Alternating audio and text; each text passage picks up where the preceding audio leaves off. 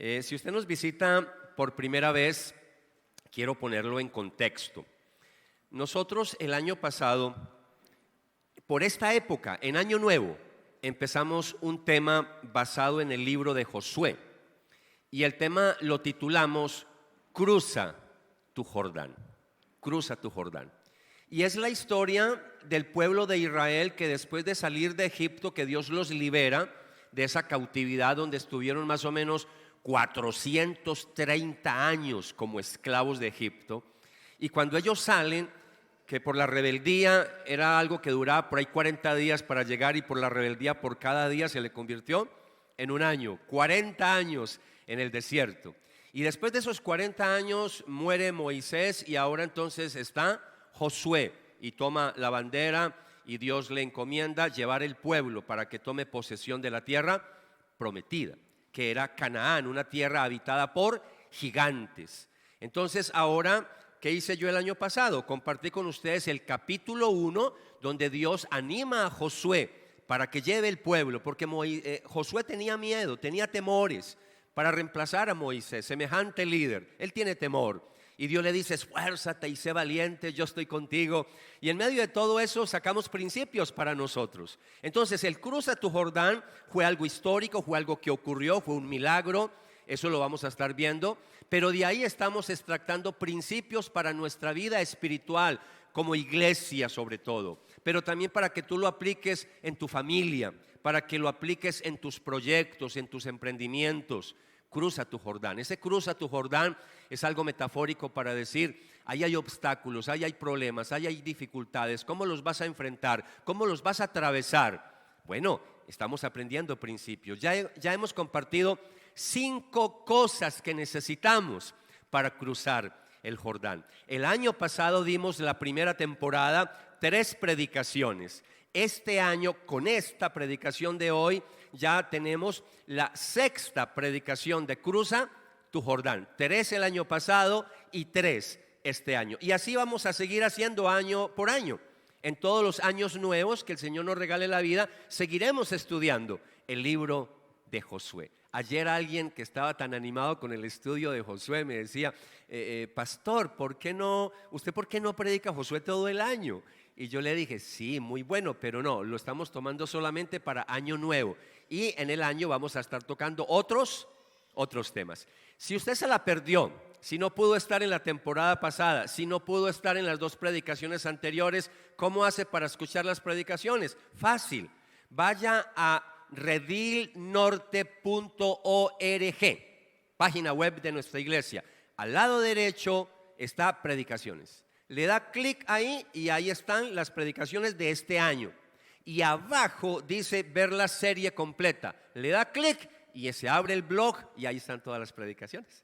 Entonces, para que se ponga al día, porque no tengo tiempo hoy para desatrasarlos de la semana pasada. Solamente voy a decir cositas muy breves como para conectar al mensaje en esta mañana. Lo que compartí la semana pasada está en el capítulo 2 del libro de Josué.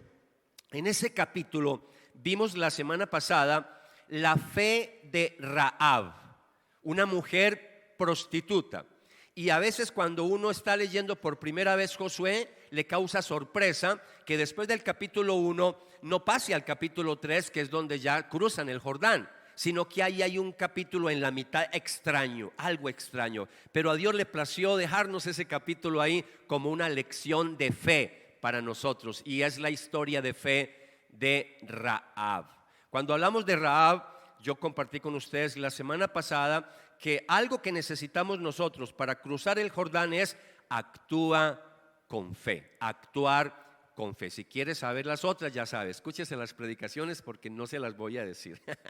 Entonces, la 5ª es actúa con fe. Es lo que necesitamos para cruzar el Jordán. Padre, en esta mañana, de manera especial te pido, Señor, por cada personita que se ha hecho presente aquí hoy, para que tú abras nuestro entendimiento, nos ilumines a través de tu Espíritu Santo, para que este pasaje lo podamos entender, para que este pasaje, el capítulo 2 de Josué, que lo estamos terminando hoy, pueda cobrar vida en nuestros corazones, Señor, y que podamos extractar principios espirituales para nuestro diario vivir. Pero sobre todo, Señor, tú sabes que mi propósito es que nos prepares como iglesia para los grandes milagros que vamos a ver, Señor, en el futuro, de lo que tú quieres hacer con cada uno de nosotros. Gracias, Señor, por lo que nos vas a enseñar. Oramos con mucha gratitud en el nombre de Jesús. Amén. Y amén. La semana pasada terminamos el versículo 11 del capítulo 2 y quiero arrancar por ahí. Capítulo 2, versículo 11. ¿Ya están ahí? Si no tiene la Biblia, ahí está en pantalla también. Versículo 11 dice: cuando oímos esto, dice Rahab, está hablando con los dos espías que mandó Josué para investigar la tierra de Canaán.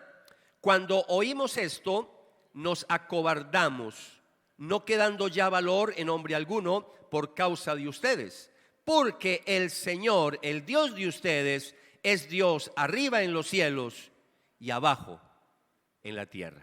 Yo compartí la semana pasada que aquí tenemos una declaración maravillosa de Rahab. Esta es una confesión de fe. Es una mujer que está en proceso de conversión. En el Antiguo Testamento, por supuesto que no estamos hablando de convertirse a Cristo, porque estamos hablando antes de Cristo. Pero en ese lenguaje de conversión es una mujer que apenas está en ese proceso de conocer a Dios. Y en ese proceso de conocer a Dios hace una declaración de fe, porque Dios es arriba en los cielos y abajo en la tierra. Yo les decía a ustedes la semana pasada que Canaán es un pueblo politeísta. Era una nación que creía en muchos dioses. Esta mujer creía en muchos dioses, pero ya había escuchado a Yahvé, al Dios de los israelitas. Y por todo lo que había pasado, ella ya había entendido que Dios era el Dios de dioses, que Yahvé era el Dios de dioses, que era Dios en lo alto y abajo, es decir, estaba por encima de todo. Esa es una manera de decir, Él es el todopoderoso. Ella ya había hecho una declaración de fe en el versículo 8, si usted me está acompañando en el capítulo 2, en el versículo 8, ahí no está en pantalla, pero usted lo puede tener ahí en su Biblia.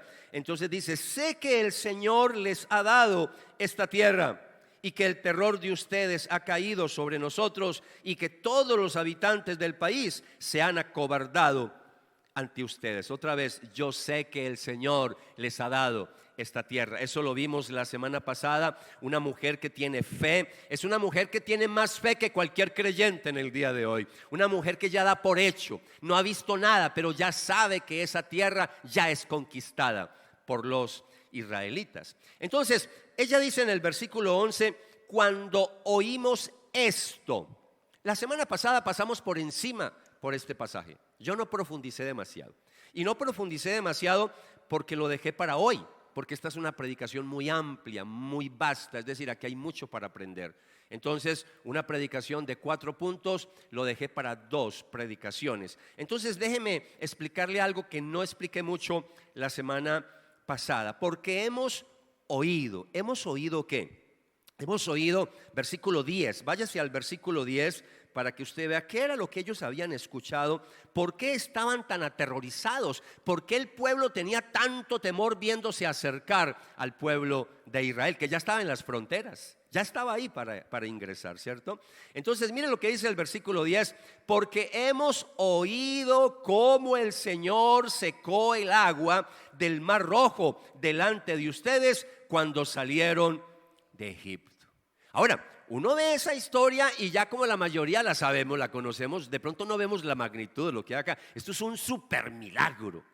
Hablar del Mar Rojo es un super milagro. Estamos hablando, es más, es tan milagro que los israelitas todos los años recuerdan eso, lo recuerdan y tienen algo entre la familia y a los niños. Todos los años les están recordando lo maravilloso, lo que hizo Dios con el pueblo de Israel, cómo los libertó. Porque ellos salen, recuerden que las 10 plagas, Dios envió las 10 plagas para ablandar el corazón del faraón, porque el faraón no quería dejarlos ir. Yo no puedo contar toda la historia, pero usted se la sabe de memoria.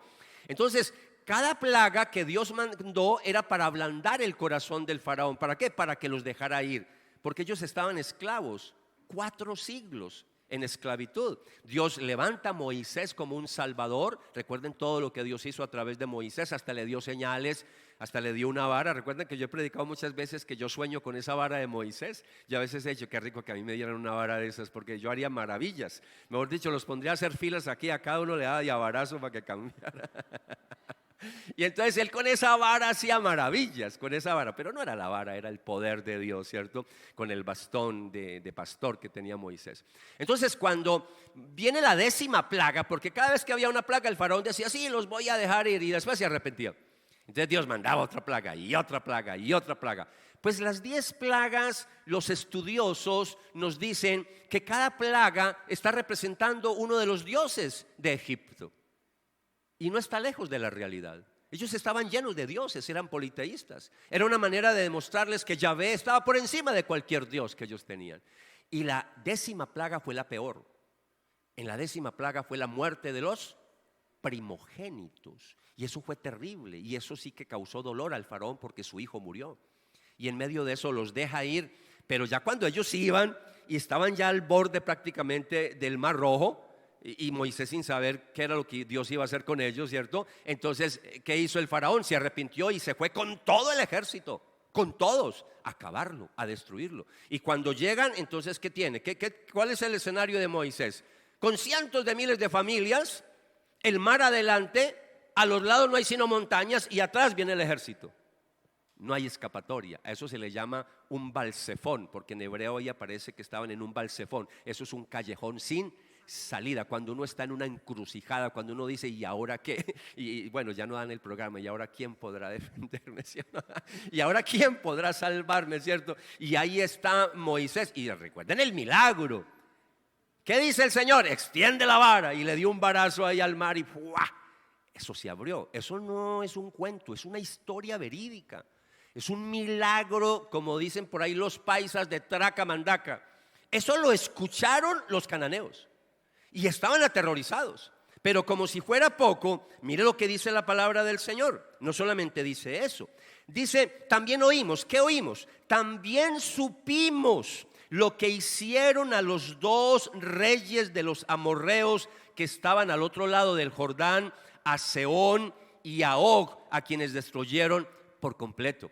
Lo del Mar Rojo no se queda ahí. El Mar Rojo se abrió, pasó el pueblo de Israel, pero el ejército se metió también a perseguirlos. Y después, ¿qué pasó cuando el ejército estaba cruzando el mar? El mar se volvió ¿a qué? Se volvió a cerrar. Todos murieron ahogados. Es decir, el miedo y el temor de cómo Dios estaba destruyendo. Mire que ellos no hacen énfasis en que los israelitas sea el poder del ejército, sino el Dios de los israelitas. En esa época la gente tenía una connotación muy clara del mundo espiritual. Esto se rige por un mundo espiritual. Nosotros de pronto en Occidente hemos perdido mucho eso. Las culturas orientales son más sensibles al mundo espiritual y más conscientes de que esto no es solo lo material. Hay algo espiritual. A nosotros nos falta a veces tener un poquito de más conciencia que hay un mundo espiritual, que Dios está con nosotros en todo momento, que hay fuerzas espirituales alrededor de nosotros guardándonos, protegiéndonos en todo momento. Eso nos falta entender. Y yo quiero con este principio de actúa con fe, yo quiero que también tenga esa fe en Yahvé de los ejércitos. Mire, se llama, aquí en este pasaje se le llama al Dios de los israelitas Yahvé Sabaoth. En hebreo así aparece, Yahvé Sabaoth. Yahvé Sabaoth es Yahvé de los ejércitos. Él es el que va adelante del ejército. Él es el que pelea la batalla por nosotros. Y a veces nosotros no tenemos esa conciencia espiritual. Se nos presenta un problema, se nos presenta una dificultad familiar, se nos presenta una dificultad financiera, se nos presenta una dificultad física, se nos presenta una dificultad emocional. Y a veces estamos ahí, ay no, ¿y ahora qué vamos a hacer? No, hasta aquí llegamos y empezamos a dudar, y empezamos con miedo, y empezamos con temor. Hoy tienes que recordar que Yahvé está a tu favor, que Yahvé va delante de ti, que tú lo único que tienes que hacer es creer y confiar en que Dios te va a sacar adelante, que tú vas a cruzar el Jordán, pero no en tus fuerzas, con la ayuda del Señor. Amén. Dígale al que está al lado tuyo, dígale, vamos a cruzar el Jordán con la ayuda del Señor. Con la ayuda del Señor. Ahora, mire cómo sigue diciendo. Supimos lo que hicieron a los 2 reyes de los amorreos. Estos reyes eran famosos. Sehón y Og. Algunos dicen que eran hermanos. No sabemos, no estoy seguro de eso, pero dicen que eran hermanos. De lo que sí podemos estar algo seguros, tampoco hay mucha seguridad sobre eso, pero sí el texto nos da indicaciones que era una tierra de gigantes. Escuchen eso, tierra de gigantes. En esa época era normal, no voy a entrar en detalles con eso porque hay mucho argumento para hablar, pero en esa época habían gigantes. Recuerden que cuando mandaron a los 12 espías 40 años antes, cuando mandaron a los 12 espías, 10 de ellos llegaron llenos de miedo, llenos de terror, porque esa tierra era una tierra ¿qué? De gigantes. Y cuando hablamos de gigantes no eran personas de 1,80 ni de 1,90 ni de 2 metros como alguien que juega basquetbol. No, eran gigantes. Cuando hablamos de gigantes es de casi 3 metros, 2 metros y medio, 2,70. Hay que mirarlos así hacia arriba. Estamos hablando de gigantes. Mire, por años, un paréntesis pequeño, por siglos, siempre los incrédulos, los teólogos liberales, los escépticos, los ateos, siempre desacreditando la Biblia. Que la Biblia es mentiras, que eso no es histórico, que eso no es verdad. Hace pocos años descubrieron restos los arqueólogos de gigantes en esta tierra. Y cada vez la misma ciencia se ha encargado de a ellos mismos convencerlos de que todo lo que está en la Biblia es verdad, es verdad. Recuerde cuando David se enfrentó con Goliat, era uno de los que quedaban de esos gigantes. Y no solamente Goliat, también tenía familia, toda la familia de Goliat eran gigantes. Y sino que, ¿por qué creen que David cogió 5 piedras? No solo una. Bueno, esa es otra predicación para otro día. Amados, con esto estoy diciendo que a mí me sorprende cómo Israel, un pueblo tan básico en el arte de la guerra. Ellos eran ganaderos, ellos eran agricultores. Ellos al lado de Egipto, al lado de los amorreos, al lado de estos reyes, ese ejército no era nada. Eso es como, perdóneme que haga esas comparaciones a veces tan drásticas, pero eso es como decir que Colombia se va a enfrentar a Estados Unidos. No, ahí no hay nada que hacer. Con el armamento que tenemos, ahí no hay nada. Hasta ellos nos venden los aviones que no sirven. Ahí no hay nada. Pero amados, uno como dice, ¿cómo combatieron esos reyes? ¿Cómo los destruyeron? Y por eso el terror de los cananeos. Por eso esta mujer, en cierta manera, los espías, Dios los guió a la mujer que sabía todo. Ella sabía todo. Y entonces le está contando, el pueblo está lleno de terror. Por eso dice, porque ella se incluye ahí, hemos oído cómo el Señor hizo esto con ustedes, hizo aquello, hizo lo otro. Y está diciendo acá, cómo destruyeron por completo a esos reyes. Entonces, cuando yo miro la palabra, es Dios el que les ayudó. Uno ve en la Biblia cómo muchas veces Dios ganó batallas, porque es Dios, no fue el pueblo, pero el pueblo ganó las batallas porque Yahvé estaba a favor de ellos. Al menos recuerdo un pasaje que para mí es básico, maravilloso, que este año espero en algún momento compartirlo con ustedes, como una batalla grandísima cuando muchas naciones se reunieron para destruir a Israel. ¿Sabe cómo ganaron ellos esa batalla? Solo alabando y exaltando el nombre del Señor. Fue lo único que los mandó a hacer, canten, no hagan sino cantar. Y eso lo vamos a ver después, cómo destruyeron los muros de Jericó.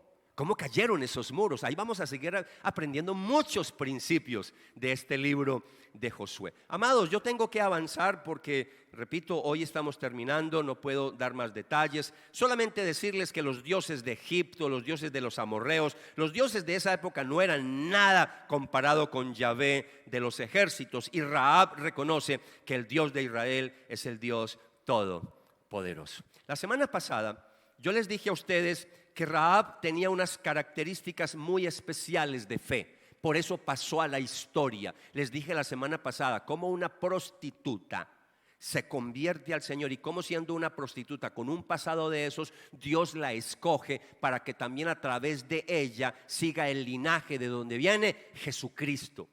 Porque la historia termina muy bonita. La historia, como compartí la semana pasada, la historia termina que obviamente el pueblo de Israel conquista esa tierra y más adelante esta mujer entonces se casa con un israelita. Y en ese matrimonio, y aún más, la Biblia da el nombre de la persona con quien se casó. Ustedes que vinieron la semana pasada, la mayoría, ¿cómo se llama el esposo de Rahab? Salmón. No me vaya a decir, como pregunté que con quién se casó, alguien me dijo con un salmón. No, con un salmón no, se casó con Salmón, ¿cierto? Un hombre que se llamaba Salmón. Y ya vemos que de ahí viene la genealogía, porque ahí Rahab se constituye con Salmón y Rahab, nacen hijos obviamente, y de ahí viene la genealogía y es la tatarabuela de David. Entonces por eso Rahab se constituye, de ahí viene el linaje. Por eso en Mateo capítulo 1 aparece en la genealogía, aparece Rahab, la prostituta. Y por eso aparece en el Salón de la Fama de la Fe. Todo eso lo prediqué la semana pasada. Hoy simplemente estoy tratando de ampliarles a ustedes. Entonces dijimos que la fe de esta mujer pasó a la historia porque fue una fe valiente. Les di una ayuda mnemotécnica con la letra B pequeña. Una fe valiente. Hospedó 2 espías a pesar de que arriesgaba su propia vida, guardando 2 espías en su casa. Bien, no solamente tuvo una fe valiente, número 2, una fe, ¿quién me dice? Vivencial. Vivencial. Era una fe traducida en obras. No solamente era intelectual. Hay gente que tiene fe pero acá, pero no cambian, no hacen nada que demuestre que realmente son convertidos, son hijos, hijas de Dios. Número 3, ahora sí viene el tema para hoy. Era una fe que incluía su vida familiar. Incluía su vida familiar. Entonces apréndase, valiente, vivencial, vida familiar. Ahí está el bosquejito para que usted se lo pueda aprender. Repito, era para una sola predicación, era muy largo, entonces yo dije, aquí no tenemos afán. Esta es una iglesia, si usted nos visita por primera vez, decirle que aquí no gastamos afán para predicar la palabra. Aquí no gastamos afán. Aquí queremos que usted salga bien alimentado. Y si un pasaje nos lleva 3 y 4 predicaciones, no tenemos ningún problema, porque queremos que usted esté bien, ¿qué? Bien alimentado. Y esa es una de las cosas que no queremos cambiar en esta iglesia. Siempre tratar de dar una buena palabra para la gente que se reúne con nosotros. Hablando de que era una fe que incluía su vida familiar, vamos a leer versículos 12 al 16. Vamos a seguir leyendo la historia, ¿no? Terminamos en el 11. Ahora vamos a continuar con el 12 al 16. Ahora pues, parece ser que era paisa, ahora pues, júrenme por el Señor, ya que los he tratado con bondad, le está diciendo a los espías. Júrenme que ustedes tratarán con bondad ¿a quién? A la casa de mi padre. Denme una promesa segura de que dejarán vivir a mi padre y a mi madre. ¿A quién más? Toda su familia, con todos los suyos, ahí sobrinos, todos primos, y que librarán nuestras vidas de la muerte. Y los hombres le dijeron, nuestra vida responderá por la de ustedes, si no revelan nuestro propósito. Y sucederá que cuando el Señor nos dé la tierra, te trataremos con bondad y lealtad. Versículo 15. Entonces ella los hizo bajar con una cuerda. Esa cuerda en el hebreo es de grana. Es una cuerda, es un vegetal, ¿ok? Así se llama, grana. Y es de color rojo, para que entienda de qué estamos hablando, porque aquí usamos la Nueva Biblia de las Américas. Va a encontrar otras versiones que dice que los bajó por una cuerda de grana. Entonces los bajó con una cuerda por la ventana porque su casa estaba en la muralla de la ciudad y ella vivía en la misma muralla. Y Rahab le dijo, vayan a la región montañosa, no sea que los perseguidores los encuentren. Escóndanse allí por 3 días hasta que los perseguidores regresen. Entonces pueden seguir su camino. Yo solamente quiero rescatar de esta partecita algo muy sencillo, porque ese es el énfasis de hoy. Esta mujer no solamente está pensando en ella, que ese es el problema de nuestra cultura. Ya estoy haciendo aplicaciones de una vez. El problema de nosotros es que somos demasiado egoístas. No pensamos sino en nosotros. Entonces, a veces estamos felices, contentos porque el Señor tuvo misericordia de nosotros, porque nos salvó, porque nos llamó, porque nos escogió, porque nos predestinó, como usted lo quiera decir. Y estamos felices porque somos salvos. Y gracias, Señor, por mi salvación, por mi salvación. Y se nos va perdiendo de vista y a veces no pensamos en la familia.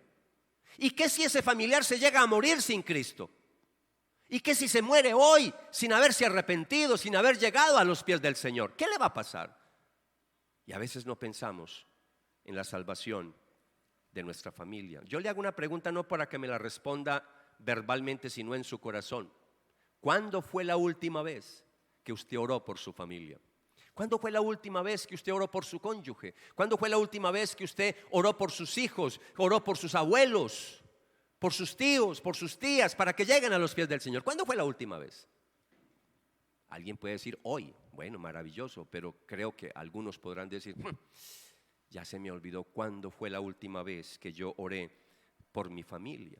Por eso al final vamos a hacer unas aplicaciones más puntuales, porque yo quiero enfatizar la importancia de orar por nuestra familia, y más que este es el año de la evangelización. Y si vamos a pensar en evangelismo, yo creo que tenemos que empezar primero por lo básico, y es evangelizar a nuestra familia. Versículos 17 al 24 termina de contarnos un poco ya la historia, y ahí lo vamos a ver en varias diapositivas, un pasaje que no voy a explicar demasiado, solamente lo voy a leer para que miremos cómo termina esta historia. Versículos 17 al 24. Después de que ella pide que se salve su familia, que salven a su familia, los hombres le dijeron: nosotros quedaremos libres de este juramento que nos has hecho jurar, a menos que cuando entremos en la tierra ates este cordón. Aquí sí ya se da detalles de cómo era. Este cordón de hilo escarlata a la ventana por la cual nos dejas bajar, y reúnas contigo en la casa a tu padre y a tu madre, a tus hermanos y a toda la casa de tu padre. Cualquiera que salga de las puertas de tu casa a la calle, su sangre caerá sobre su propia cabeza y quedaremos libres. Pero la sangre de cualquiera que esté en la casa contigo caerá sobre nuestra cabeza si alguien pone su mano sobre él. Pero si divulgas nuestro propósito, quedaremos libres del juramento que nos has hecho jurar. Rahab respondió: conforme a lo que ustedes han dicho, así sea. Y los envió. Y ellos se fueron, y ella ató el cordón escarlata a la ventana. Los espías se fueron y llegaron a la región montañosa, y allí permanecieron ¿por cuántos días?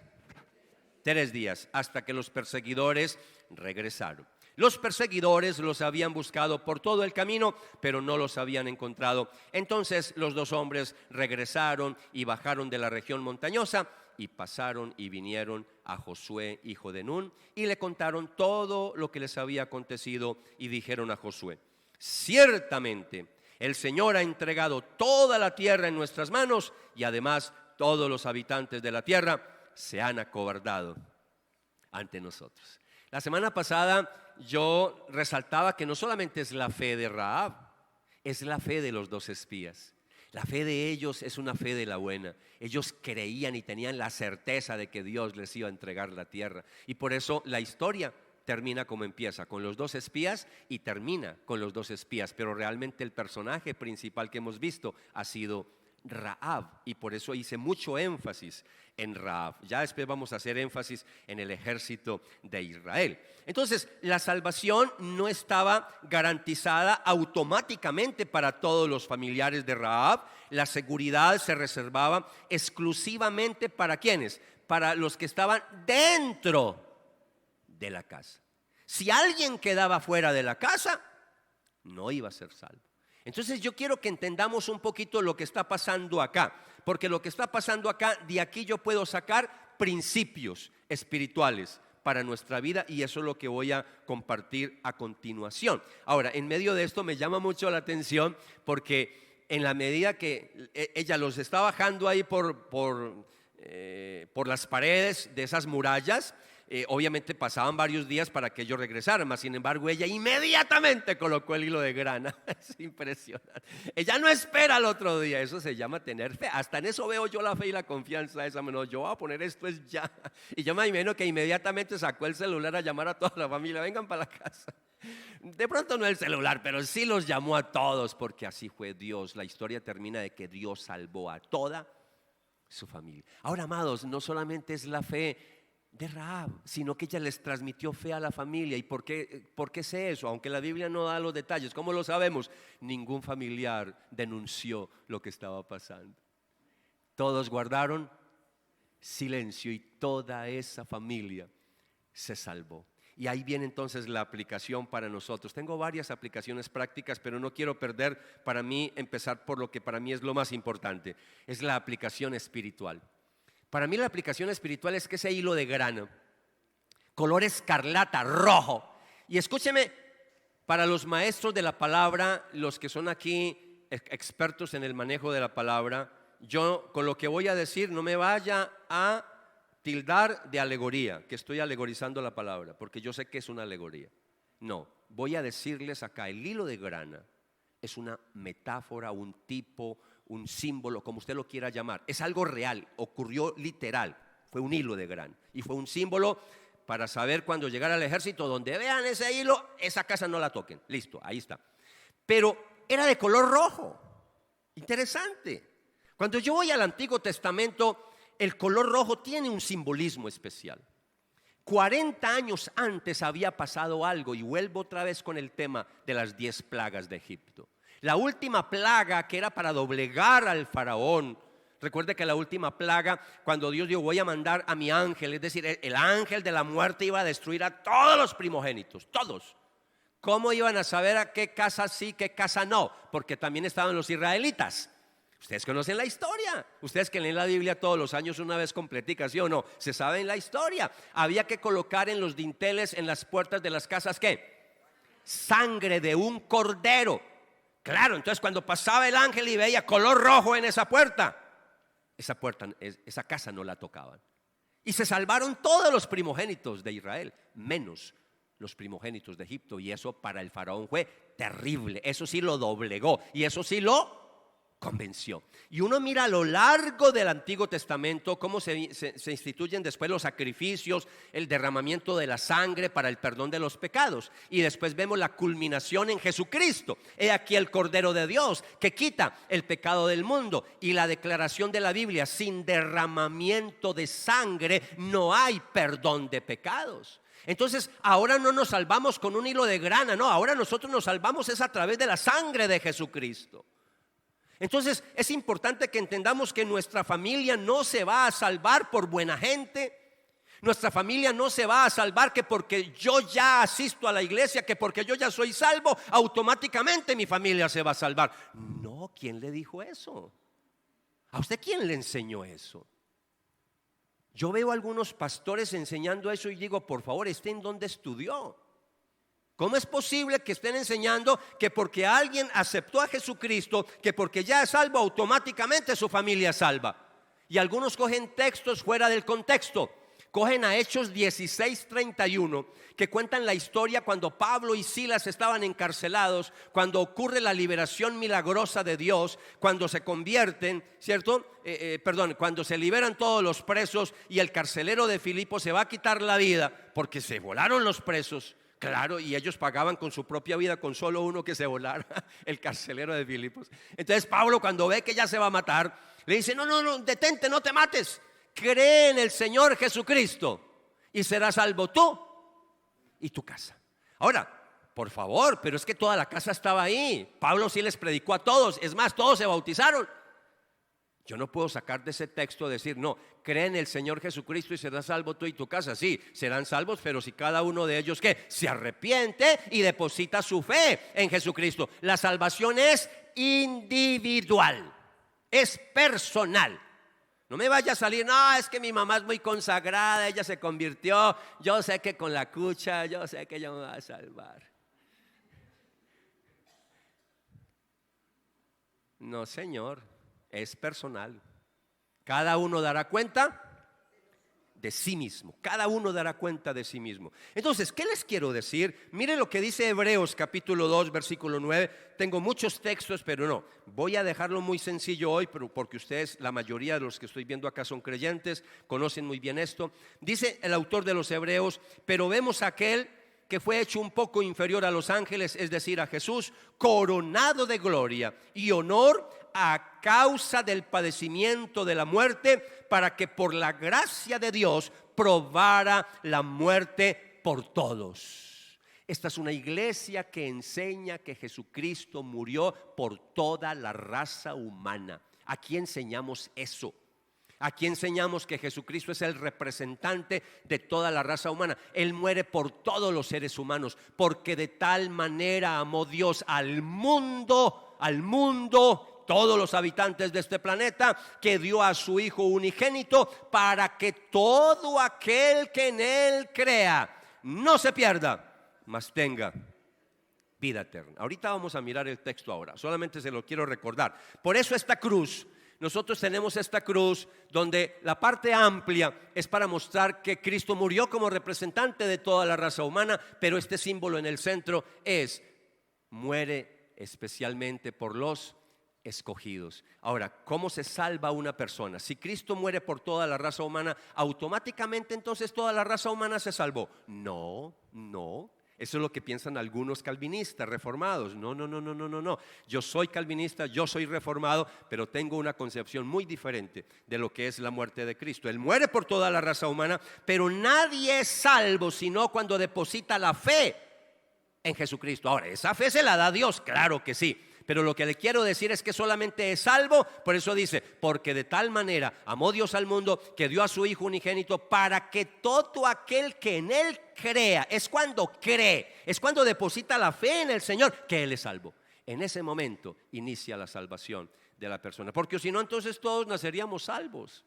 No, Señor. Por eso el lenguaje de Jesús, el lenguaje del Bautista, el lenguaje de los apóstoles, arrepiéntanse porque el reino de Dios se ha acercado a usted. Arrepiéntanse. Es decir, tenemos que arrepentirnos, tenemos que depositar nuestra fe en el Señor. Tito 2:14 de manera contundente nos dice: Él se dio por nosotros para redimirnos de toda iniquidad y purificar para sí un pueblo para posesión suya, celoso de buenas obras. ¿Qué está haciendo Dios? Conformando su familia. ¿Por qué todavía no ha venido Jesucristo? Porque la familia de Dios todavía no se ha completado. Dios todavía está añadiendo sus hijos y sus hijas. No se ha completado la familia. Dentro de ese pueblo de Dios, ¿tú quieres que la familia tuya literal de sangre pertenezca a la familia de Dios? Todos lo queremos. La pregunta que yo me hago es: ¿qué estás haciendo para que ellos se salven? Y alguien dirá: pero es que el que salva es Dios. Sí, el que salva es Dios, pero yo soy el instrumento. Yo soy los ojos del Señor, las manos del Señor, los pies del Señor. Cuán bellos son los pies de los que anuncian el evangelio de la paz, las buenas nuevas de salvación. Tú eres el mensajero. ¿Qué estoy haciendo entonces para predicarle a mi familia? Mire el texto que les he venido compartiendo, Juan 3:16, ahí está en pantalla. Un texto tan claro. Para mí es importante saber que nadie, ningún familiar se va a salvar si no es a través de Jesucristo. No es por las buenas obras, no es porque es muy fiel de ir a la iglesia, no, ni por buena gente. No, Señor, uno no se salva por ser buena gente. Yo conozco ateos que son más buena gente que muchos creyentes que conozco. Pero esto no se trata de ser buena gente. Esto se trata de confiar en Jesucristo como nuestro único Señor y Salvador personal. No hay otra. Nadie se va a salvar si no es a través de Jesucristo. Entonces, si la gente dice para que el que crea, más el que no cree, sigue diciendo el versículo 17, que el que no crea será condenado. ¿Se ha puesto a pensar qué le va a pasar a tu familia si muere sin haberse arrepentido? Usted y yo tenemos que saber que la salvación es un regalo de Dios. Efesios 2:8 y versículo 9 nos dice: porque por gracia ustedes son salvos por medio de la fe, y esto no es cosa de ustedes, pues es que un don, un regalo de Dios. Usted no va a salvar a nadie, no, nosotros no salvamos a nadie. La salvación es un regalo, pero tú y yo somos el instrumento para llevarle ese mensaje y ese regalo a otra persona. Tú y yo tenemos que presentar el regalo. Dios es el que hace la salvación. Y eso a mí me da tranquilidad de saber que yo no voy a salvar a nadie. Pero me da un sentido de urgencia saber que si ellos se mueren y no conocen el evangelio, se van a perder por toda la eternidad. Empezamos el año diciendo que este es el año que hemos declarado el año de la evangelización. Tenemos un eslogan basado en un texto de Timoteo: dedícate a la evangelización. Y la gran comisión según Marcos 16:15, Jesús le dijo a sus discípulos: vayan por todo el mundo y prediquen el evangelio a toda criatura. Amados, yo conozco creyentes que son expertos, son muy buenos para predicarle la palabra a otros, para evangelizar a otros, pero no evangelizan y no le comparten a su familia. ¿Saben, amados, que nosotros tenemos que empezar es por nuestra familia? Por ahí donde tenemos que empezar. Y uno ve en la Biblia que cuando alguien se convertía, lo único que quería era que toda su familia también fuera ¿qué? También fuera salva. Mire, yo compartí ayer y hablaba de este sentido de urgencia. ¿Cuándo piensa uno en los bomberos? Nunca, uno nunca piensa en los bomberos, de verdad, jamás.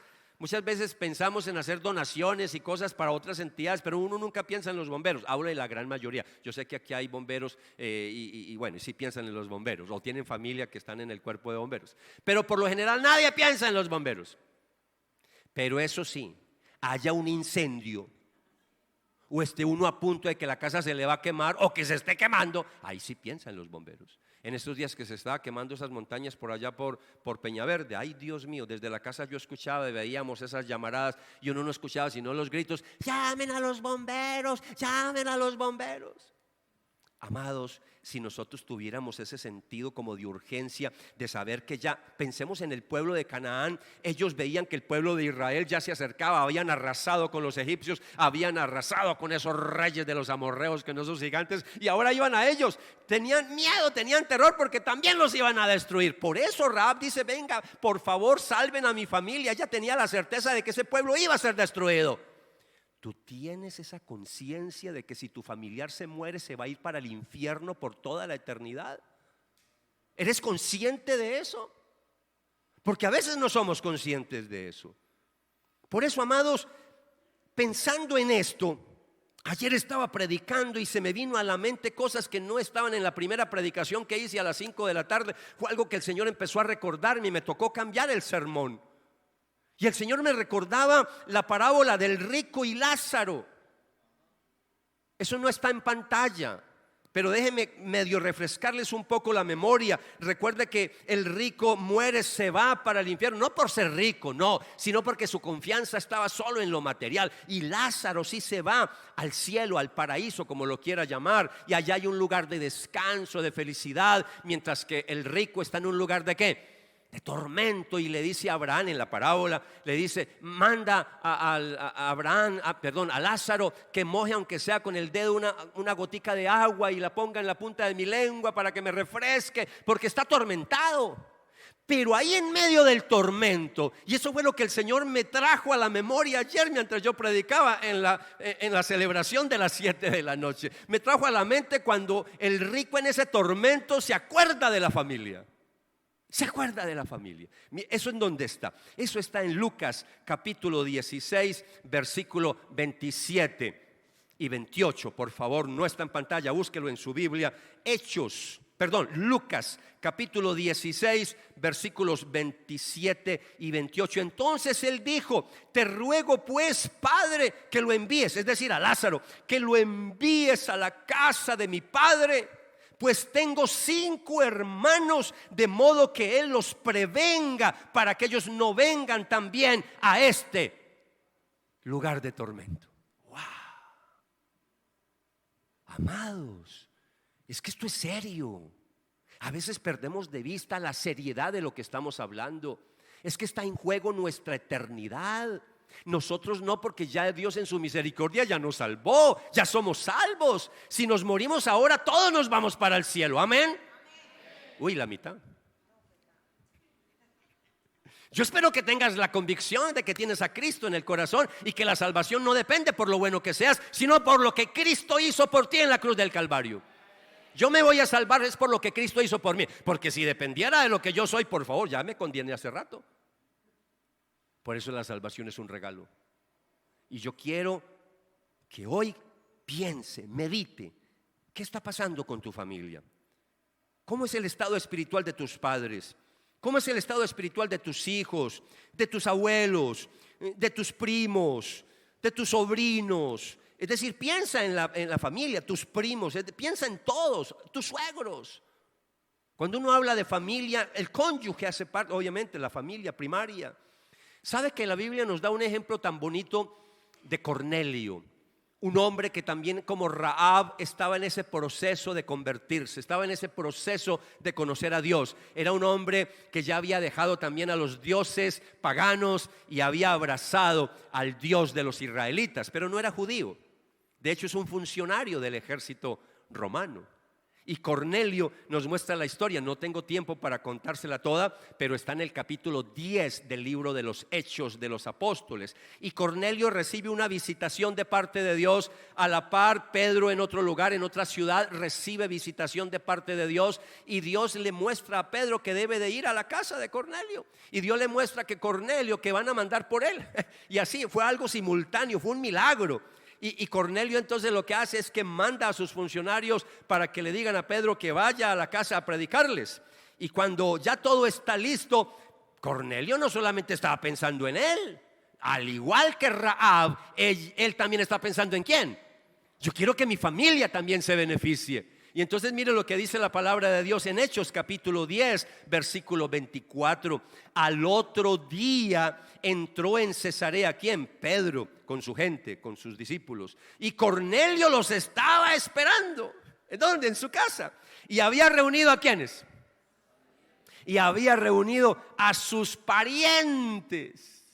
No solamente los que vivían con él, sino que mandó a llamar parientes, familia que estaban en otros lugares. Vengan para que escuchen la palabra del Señor. No solamente a sus parientes, sino amigos íntimos. Hoy quiero hacer mucho énfasis en los parientes. A nuestra familia la ganamos para el Señor. ¿Cómo? Bueno, ya hemos aprendido, pero yo creo que la parte principal es orando. Yo no salvo a nadie, yo no convenzo a nadie. Lo primero que tengo que hacer yo es orar por la salvación de mi familia. Tengo que orar por la salvación de mis hijos, de mi cónyuge, si mi cónyuge no ha llegado a los pies del Señor. Y hay que orar un día, 2 días, 3 días, una semana, un mes, un año, 2 años, los años que sean. Y no voy a descansar de orar hasta que mi cónyuge o mi abuelo o mi mamá o mi hijo llegue a los pies del Señor. Yo compartía ayer y tomé el ejemplo de Carlos. Hoy vuelvo a tomarlo, que está con su esposita, que están los dos ahí juntos. No le había dicho nada a Marta, no se me asuste. Entonces, ¿qué le dije yo a Carlos ayer? Ayer recordábamos que Martica por muchos años en esta iglesia, Martica, levante la mano, así, ella es Martica. Por muchos años ella se sentaba así como está ahí y en la silla siguiente colocaba algo. Y esto se llenaba y los del comité de bienvenida de pronto iban a colocar a alguien ahí y dicen, no, está ocupado. Ella decía, está ocupado. Y entonces, ¿ocupado? ¿Cómo así? ¿Quién? No, es que este es mi esposo, él ya viene. Él ya llega. ¿Cuál llega? Carlitos más desenfocado. Carlitos no quería saber nada de las cosas espirituales. Un buen hombre, pero de parte de cosas espirituales nada que ver.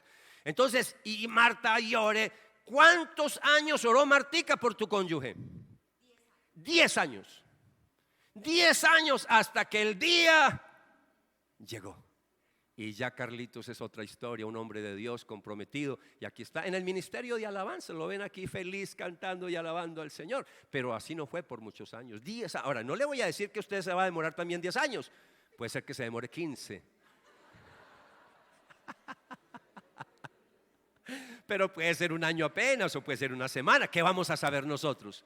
Ahora, Dios, ¿qué es lo que a mí me toca hacer? ¿Qué es lo mío? ¿Qué es la parte mía? La humana. La de Dios es salvar, la mía es orar. No más, eso es todo lo que yo tengo que hacer. Orar, ayunar, vigilar, hacer todo lo que sea, clamar, Señor, ten misericordia de mi familia. Todos los días. Por eso le vamos a entregar este folletico. Por favor, vamos a recibirlo rápidamente. Que varias personas colaboren para que todo lo tengan. Este folletico, como es el año de la evangelización, entonces dedícate a la evangelización. Está el versículo lema, 2 de Timoteo 4:5. Tú pues, por el contrario, sé prudente en todas las circunstancias, soporta los sufrimientos, dedícate a la evangelización, cumple con los deberes de tu ministerio. 2 de Timoteo 4:5. Hay 7 renglones. ¿Esos 7 renglones son para qué? ¿Qué vamos a colocar en esos 7 renglones? 7 familiares. 7 familiares que no conocen de Cristo, para orar por ellos. Si usted viene de una familia paisa y necesita 2 o 3 folletos más, con mucho gusto se los damos. El que lo entendió, lo entendió. Ok, y si no, por detrás, ¿vale? Entonces 7, pero simbólicamente estamos colocando 7. Puede ser que sean 3, puede ser que sean 2. Pero qué bueno que piense no solo en familia primaria, sino en parientes. Piensa en esos tíos, en esos primos, en esos sobrinos, en una buena, que todos. Ahora, amados, cuando uno se gana algo, por supuesto que la salvación no nos la ganamos, pero es un ejemplo que estoy colocando. Cuando uno se gana por ahí un premio, qué sé yo, un viaje, ¿a usted le ha pasado que de pronto en ese viaje, llámese rifa, llámese como sea, le dicen, listo, usted se ganó este viaje y puede llevar 5 familiares? ¡Ah, qué belleza! O 5 personas más. Y uno dice, ¿a quién llevo? ¿A quién llevo? ¿Sí o no? ¿Quién se va conmigo? Y uno quiere que la gente más cercana de uno se vaya para el crucero o para el paseo. Amados, ¿cuánto más para el cielo? ¿Con quién nos queremos ir para el cielo? De todas esas. Ahora, no me vaya a decir que de pronto tu corazoncito está tan arrugadito que de pronto, y ese familiar que se quede. No, espero que hasta allá no llegue la mala, pues, ¿no? Queremos que toda la familia se vaya con nosotros para el cielo, ¿cierto? Yo anhelo ver a toda mi familia en el cielo, mi familia primaria, pero tengo que ser consciente, yo soy el primero en pedirle perdón al Señor porque no he orado lo suficiente por mi familia lejana. No, tengo que ser vulnerable con ustedes y decirles, yo soy el primero que tengo también que arrepentirme porque no estoy orando lo suficiente por mi familia lejana. De pronto ya mis hijos conocen del Señor, obviamente mi cónyuge, pero mi familia más extensa necesitan conocer del Señor. Entonces hoy que sea un día para que nos arrepintamos, hoy que sea un día para pedirle perdón al Señor, y nos vamos preparando para que escuchemos un cántico, para que nos preparemos para orar, para presentarnos delante del Señor. Pero yo no he terminado todavía, sino que nos vamos a preparar. Pero déjeme seguirle hablando, no se me distraiga, porque le quiero decir algo más. Ya he compartido con ustedes cómo ganar la familia para el Señor. Uno, orando. Por supuesto que tenemos que tener fe al orar, fe de que Dios va a actuar en ellos. Pero hay algo que yo les enseñé a ustedes y es la fe vivencial, una fe que se demuestre con obras. Amados, predicarle a la familia es muy difícil. Tengo que ser honesto con ustedes. Predicarle a la familia no es fácil. ¿Por qué no es fácil predicarle a la familia? Porque ellos nos conocen. La familia nos conocen tal y como somos. A ellos no les podemos ocultar absolutamente nada. Como decía yo ayer, así en un lenguaje muy burdo y muy ramplón, ellos saben con qué lagañas nos levantamos. Sí, me estoy comunicando. Con los de afuera podemos aparentar, ¿cierto? Así como molesto yo con el perfil de Julio Iglesias. No, qué bueno que nos presentemos con los dos, que nos vean, que nos conozcan. Amados, Cristo dijo en alguna oportunidad, nadie es profeta en su propia tierra. A veces predicarle la paz. Usted no es que Cristo todo lo cambia. Usted desde que está yendo a esa iglesia volvió peor. A veces no cambiamos. Y por eso es que a veces la familia no nos creen y no nos copian, porque no hemos dado testimonio de vida. La fe tiene que ser vivencial. Y quiero mostrarles este texto bíblico. No está en pantalla, porque esto, repito, es algo que el Señor ayer me cambió el sermón. Primero de Pedro, capítulo 3, versículo 1. Mire un ejemplo de lo que Dios le dice a las esposas que tienen cónyuges que no son creyentes. Esto puede ser al contrario. Puede ser para esposos que tienen esposas que no son creyentes, ¿ok? Asimismo, esposas, sométanse, estoy leyendo de Primera de Pedro 3:1. Asimismo, esposas, sométanse a sus esposos, de modo que si alguno de ellos no creen en la palabra, puedan ser ganados más por el comportamiento de ustedes que por sus palabras. ¡Wow! Oiga, voy a volverlo a leer, preste atención. Asimismo, esposas o esposos, sométanse a sus esposos, de modo que si alguno de ellos no creen en la palabra, es decir, no aceptan el evangelio, puedan ser ganados más por el comportamiento de ustedes que por sus palabras. Es decir, que el día de mañana terminen diciendo, sí, creo en el evangelio porque tú me estás dando testimonio de vida. Tú sí me estás mostrando que realmente Cristo sí cambia a las personas.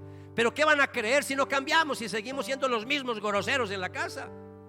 ¿Qué van a ¿Qué van a cambiar? ¿Qué nos van a copiar si seguimos en las mismas y hasta peores?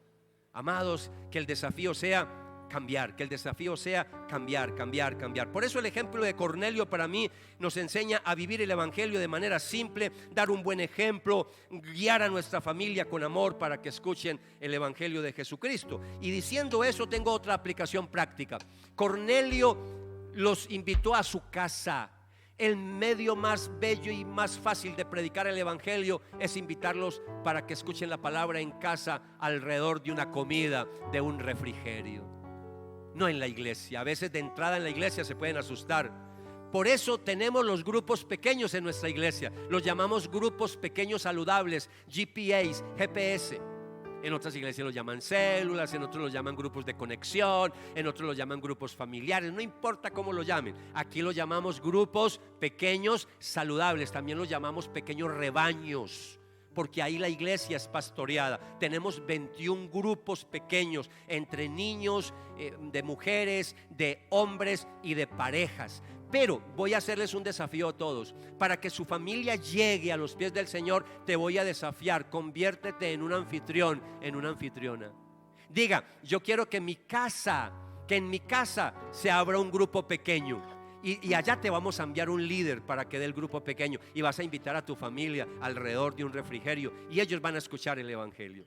¿Qué es lo que tienes que hacer? Simplemente abre la puerta de tu casa. Diga: yo quiero ser anfitrión, una anfitriona. Entonces al final, allá donde está el pastor Marco, allá hay un avisito donde dice GPS, hay una mesita. Acérquese allá ahorita y dígale: pastor, yo quiero que me anote, quiero ser un anfitrión, una anfitriona. Yo quiero que en mi casa haya un grupo pequeño. Yo espero que muchos de ustedes se anoten. Ayer se anotó un buen grupo. Espero que hoy ustedes den ejemplo, ya que es el grupo mayor. La asistencia de hoy, es un grupo más nutrido que los dos que tuvimos en el día de ayer. Entonces yo espero que hoy hayan muchos anfitriones que se puedan anotar. ¿Estamos bien con eso? Anime a la persona que está al lado suyo, a ver, anímele, dígale: abramos la casa. Diga: abre tu casa. Abre tu casa. Oremos. Oremos. Yo creo que lo primero que tenemos que hacer es pedirle perdón al Señor. Padre, perdónanos. Perdónanos porque de verdad a veces hemos descuidado el orar por nuestra familia. Sabemos que la salvación es tuya, sabemos que la salvación es un regalo, pero sabemos, Señor, que tú has dejado un instrumento valioso, Señor, como es la oración. Y muchas cosas van a cambiar a través de la oración. Muchas cosas no van a suceder si no ayunamos, si no vigilamos, si no clamamos, si no intercedemos. Yo creo que hoy es un buen día para tomar la decisión y que este folletico sea algo simbólico, para que de aquí en adelante todos los días estemos orando por nuestros padres, por nuestro cónyuge, por nuestros hijos, por nuestros sobrinos, por nuestras tías, tíos, primos, por todos los parientes, para que todos conozcan del Señor. Padre, yo oro por los hogares que se van a abrir este año, para que muchas familias de tus hijos y de tus hijas que se reúnen en este lugar, familias completas, lleguen a tus pies y se puedan congregar en una iglesia de sana doctrina. Padre, gracias por lo que estás haciendo en medio de tu iglesia. Te alabamos y te bendecimos, y ayúdanos a seguir meditando en estos principios que estamos aprendiendo del libro de Josué. Vamos a cruzar el Jordán con tu ayuda. Tú vas a ir adelante de nosotros, y confiamos y creemos que nuestra familia va a llegar a tus pies. Gracias por tu misericordia y por tu amor para con nuestras vidas. En el nombre de Jesús. Amén y amén. Y quiero levantar a ti mis manos, maravilloso Jesús, milagroso Señor. Y llena este lugar de tu presencia, y a descender tu poder a los que estamos aquí. Creo en ti, Jesús, en lo que harás.